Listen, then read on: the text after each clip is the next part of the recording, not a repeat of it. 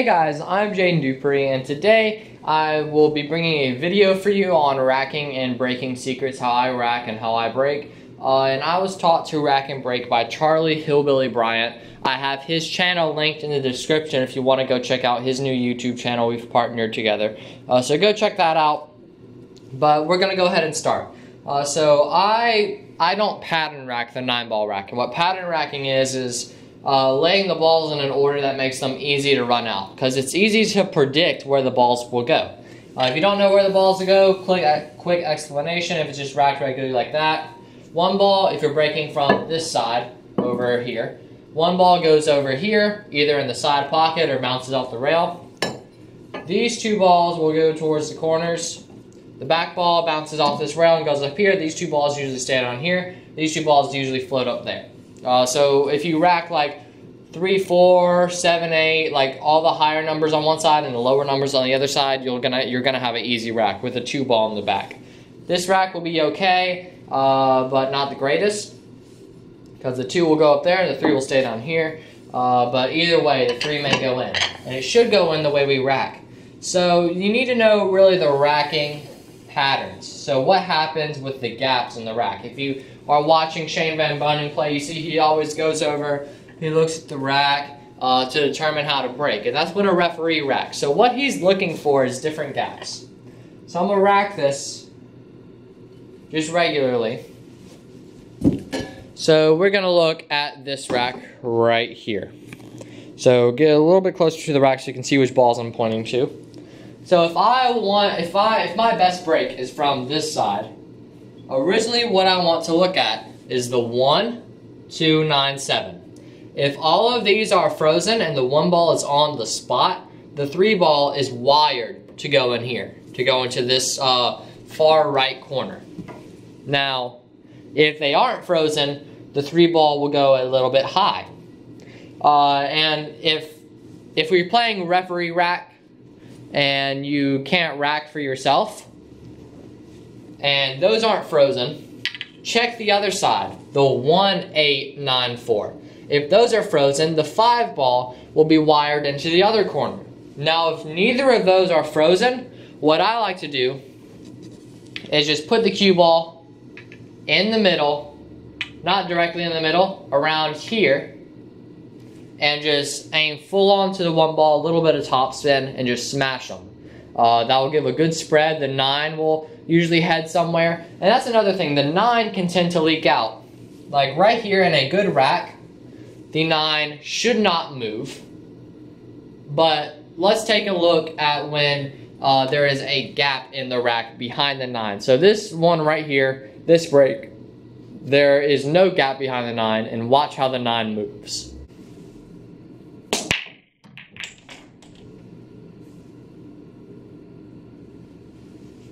So you see how there, the 9 ball did not travel far at all. So now I'm going to put gaps behind the back of the 9 ball. So everything is frozen but the 9 and the 3, 7.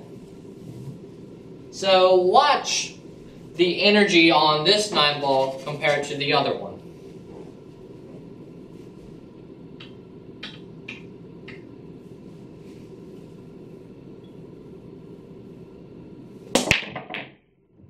You see how I was heading towards that corner pocket and it got kicked by another ball, but still had enough energy on it? Now, something that some players will do is they'll leave that gap purposely. And the 9 floats over to the corner, and look at the position of the balls. So if you have good position, let's say you pocket the 1, roll up for the 2, you make the 2, play position off for the 7, and you get right for the 3 or something, you make the 3 somewhere, and then there's eventually going to be a ball that's in line for a 9-ball combination. So you make the 3, your cue ball gets over here, 4, 9.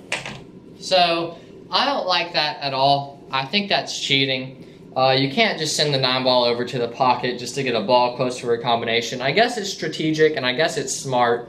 That's not something I like doing, so I don't really do that too often. I don't really do it at all. So that's not something I like doing, and I hate watching people do that, and I hate watching people pattern rack. It's just not good for the game. It makes it way too easy. But so that if there's a gap behind the 9, that happens. But the good thing is, if your opponent's racking like that, it usually kills the rest of the rack. So if the 9 doesn't go, the chances of something else going is small. It's still possible, but it's small. Okay, so when you're racking, you're trying to get those little tracks frozen. I like to break from the left side, the right side on camera. That means the 1, 2, 9, 3 has to be touching. Now, it's not really touching too good. So either the 7 ball is going to go high, or it's going to go in on this side of the pocket. Now that is if I hit the rack right.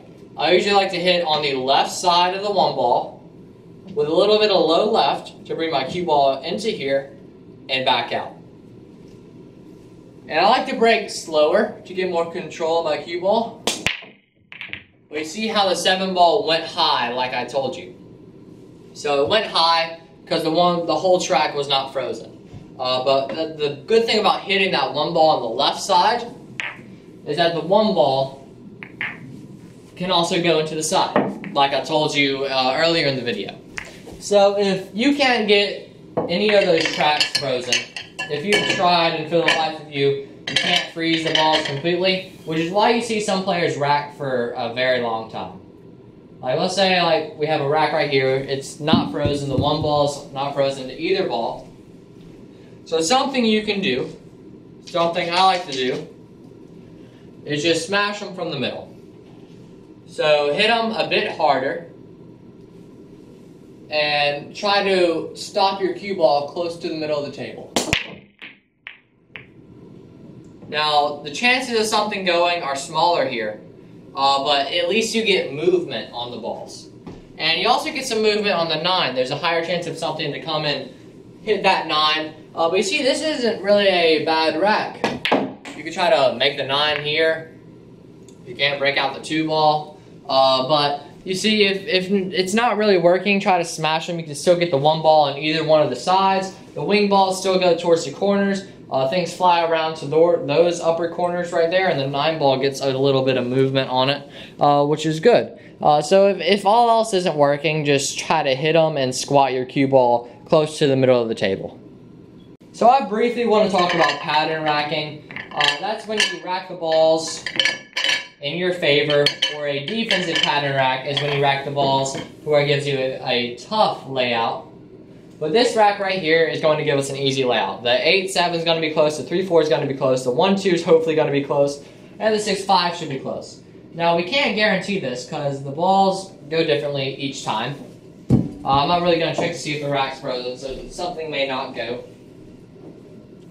But the balls should be in a fairly simple layout.